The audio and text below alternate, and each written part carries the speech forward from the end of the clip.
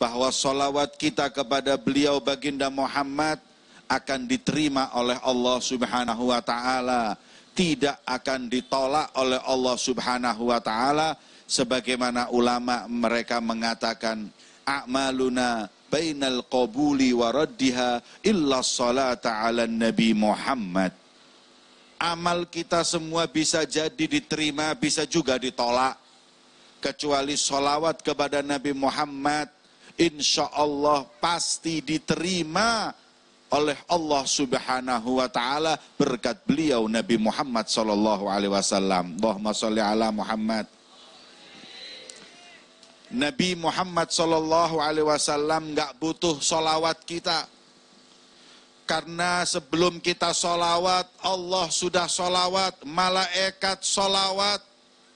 Sebagaimana dalam firman-Nya, innallaha wa malaikatahu yusholluna 'alan nabi. Sesungguhnya Allah dan para malaikatnya yusollun, pakai fi'il mudhari', enggak pakai fi'il amr. Sallu, yusollun yadullu 'ala takthir. Itu menunjukkan saking banyaknya Allah dan para malaikat bersolawat kepada Nabi dan senantiasa bersolawat kepada Nabi Muhammad. Maka kita yang beriman kepada Allah dipanggil untuk solawat kepada Nabi Muhammad. Ya ayyuhalladzina amanu sallu alaihi wasallimu. Makanya ulama ketika ditanya, saat ini Allah sedang apa? Sayyid Muhammad bin Alwi al-Maliki ketika ditanya oleh seseorang, Allah saat ini sedang apa? Beliau menjawab, saat ini iya sedang solawat kepada Nabi Muhammad. Kenapa? Karena ayat tadi mengatakan yusolluna ayyukathiruna minas sholah, yaitu memperbanyak solawat kepada beliau baginda Muhammad. Allahumma sholli ala Muhammad. Maka itu mari kita perbanyak solawat kepada beliau Rasul Shallallahu Alaihi Wasallam agar kita mendapat manfaat di dunia dan dikubur hingga kelak nanti di akhirat berjumpa dengan Allah Subhanahu. Para ulama mereka berkata, sholawat kepada Nabi ini hukumnya apa? Ada 5 aqwal, ada 5 pendapat ulama, di mana mereka mengatakan wajib berbeda-beda. Kalau kita mazhab Syafi'i, sholawat wajib dalam sholat. Siapapun yang sholat nggak sholawat, sholatnya nggak sah. Apalagi sholat yang 17 rakaat itu. Sholat yang wajib mulai subuh, zuhur, asar, maghrib, isya, syaratnya harus sholawat sama Nabi. Dan itulah letak wajibnya kita sholawat kepada Nabi Muhammad. Kalau kita di sini ini sholawat sunnah, tapi nanti kalau pas sholat, sholawat wajib. Makanya kadang-kadang saya bingung, ada orang yang Masya Allah sholawatannya istiqomah, tapi sholatnya ninggal. Yang wajib ditinggal, yang sunnah dilakukan. Ini seperti orang pakai serban, tapi celana dalam doang. Dia nggak nutup aurat, tapi pakai serban. Itu orang yang sholawat istiqomah, tapi sholat ninggalin. Kita madhab Syafi'i mengatakan sholawat itu hukum wajib. Barang siapa yang enggak sholawat dalam sholatnya, enggak sah sholatnya. Itu pendapat imam kita, Imam Syafi'i. Maka itu, ayo para pemuda-pemudi, boleh kita ini banyak sholawat, tapi ingat, jangan tinggalkan kewajiban. Ada hadis Nabi Muhammad SAW yang memuliakan orang banyak sholawat. Dalam satu riwayat mengatakan, ahasinukum aktsarukum sholah ala nabi. Orang yang paling baik di antara kalian yang paling banyak sholawat. Kemudian ada lagi hadis yang mengatakan khiyarukum ahasinukum akhlaqo. Orang yang paling baik di antara kalian yang paling baik akhlaknya. Ini gimana? Hadis yang satu mengatakan orang yang paling baik yang banyak sholawat. Tapi hadis yang satu mengatakan yang akhlaknya mulia. Maka Al-Habib Umar bin Muhammad bin Salim bin Hafid, beliau berkata, ini hadis kalau apabila ta'arud bertentangan, maka dicari yang paling kuat. Tapi ini enggak bertentangan. Kenapa? Karena bisa cuma hadis ini disambung. Maksudnya gimana? Gini loh, orang itu kalau banyak sholawat, pasti akhlaknya mulia. Orang kalau akhlaknya mulia, pasti senang sholawat. Makanya kalau kita lihat ada orang mau punya akhlak kayak apapun, nggak seneng sholawat, nggak jadi orang yang paling baik. Orang yang seneng sholawat, tapi kalau akhlaknya nggak baik, dia nggak jadi orang yang baik. Wajibnya orang seneng sholawat adalah orang yang baik akhlaknya, baik budi pekertinya, sebagaimana yang diajarkan beliau baginda Muhammad Sallallahu Alaihi Wasallam. Allahumma sholli ala Muhammad. Makanya yang seneng sholawat kalau naik motor pakai helm yang sopan.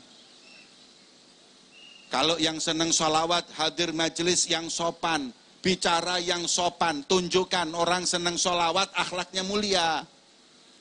Kalau kita sholawat tapi kemudian akhlak kita nggak bagus, ini nggak beres ini, nggak jelas.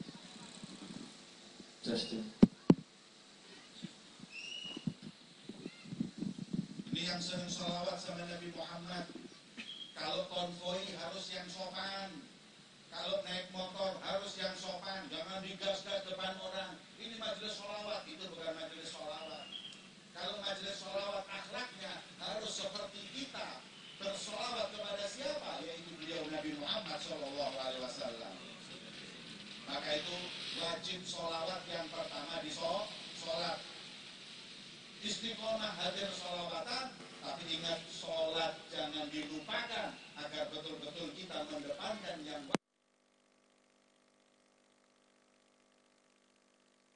semua sholawat kita, amin. Yang kedua, ulama mengatakan sholawat itu gak wajib disolat. Yang wajib sholawat itu tiap kali kita dengar nama Nabi Muhammad. Ini ada yang mewajibkan. Siapapun kalau dengar nama Muhammad disebut, langsung sholawat, Pak. Itu wajib, kata sebagian ulama. Kalau menyebut nama Muhammad, asal bukan Habib Muhammad. Ntar dipanggil Habib Muhammad, boh, sudah ada. Ini sholawat macam-macam, hadirin. Ada yang bendera merah putih sholawat, ada Pancasila sholawat, Masya Allah macam-macam. Sholawat yang wajib kepada Nabi Muhammad SAW. Sholawat itu ada dua kalau belajar tauhid. Ada sholat mustaqillah, ada sholat tabi'iyah. Sholat yang mustaqillah nggak boleh kecuali sama Nabi Muhammad. Nggak boleh, hadirin. Ada kita senang sama satu ustaz untuk masuk ala ustaz. Nggak boleh. Sholawat itu hanya sama Nabi. Allahumma sholli ala Muhammad. Itu mustaqillah hanya untuk Nabi. Tapi kalau tabi'iyah mau siapapun boleh. Allahumma sholli ala Sayyidina Muhammad wa ala alihi wa ashabihi wa dzurriyyatihi wa Habib Muhammad wa Habib Tahir wa Habib Taha wa Habib Hasan. Boleh. Tabi'iyah ikut boleh. Tapi kalau mustaqillah hanya boleh untuk Nabi kita Muhammad Sallallahu Alaihi Wasallam. Allahumma sholli ala Muhammad. Nah, ini harus belajar tauhid. Sholawat setiap nama Nabi Muhammad disebut kita sholawat. Lebih-lebih lagi hadis Nabi Muhammad yang mengatakan al-bakhil man dzukirtu indahu wa lam yusalli alayya. Orang pelit itu orang kalau namaku disebut tapi tidak bersolawat kepadaku, kata Nabi Muhammad. Kenapa dibilang gimana nggak pelit? Orang sholawat sekali dibalas 10, hadirin. Perdagangan mana yang bisa seperti ini untungnya? Sekali dibalas 10, 10 dibalas 100. Untung seperti itu, tapi mereka nggak mau sholawat kepada Nabi Muhammad Sallallahu Alaihi Wasallam. Makanya kita alhamdulillah, berarti kita bukan orang-orang yang kikir, bukan orang yang pelit. Apabila mendengar nama Nabi Muhammad, mari serentak kita sholawat kepada beliau. Allahumma sholli ala Muhammad. Lalu seperti itu. Kata ulama yang kedua adalah ketika nama Nabi disebut. Bahkan ada ancaman dari Jibril. Jibril pernah ketika Rasulullah khutbah naik mimbar, Jibril doa diamini oleh Rasulullah. Apa itu doanya? Ab'adahullah man dzukirta indahu falam yusalli alaika ya Muhammad. Semoga dijauhkan oleh Allah orang-orang yang kalau dia mendengar namamu tapi nggak sholawat kepadamu. Subhanallah. Yang doa Jibril yang ngamini Nabi Muhammad, yang doa paling afdolnya malaikat, yang mengamini paling afdolnya Rasul, maka doa ini pasti dikabulkan oleh Allah. Ingat-ingat, nama Rasul disebut, serentaklah sholawat kepada beliau baginda Muhammad Sallallahu Alaihi.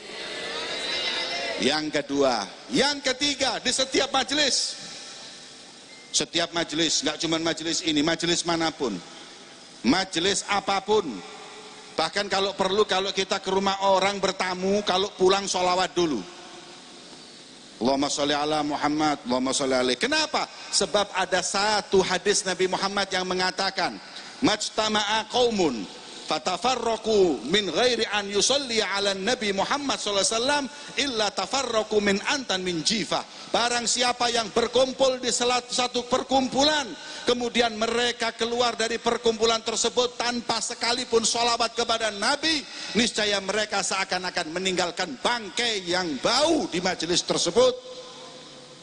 Makanya orang-orang dulu kalau di Jawa, hadirin, nggak tahu kalau di Pontianak, kalau di Jawa dulu itu hadirin, orang-orang itu kalau sudah sholawat selesai atau di majelis tahlil selesai atau di majelis apapun selesai, pasti disolawatin ketika ngusir. Allahumma sholli ala Muhammad, Allahumma sholli alaihi, baru pulang. Betul? Di Pontianak juga gitu. Kalau orang kampung saya bilang itu sholawat ngusriyah. Sobat, kalau nggak disolawatin nggak pulang-pulang orang-orang itu. Walaupun berkat sudah dikasih, nggak dengar sholawat ya nggak pulang. Nah ini sholawat seperti itu, ajaran para orang-orang dulu agar mereka tidak keluar dari majelis tanpa sholawat kepada Nabi Muhammad.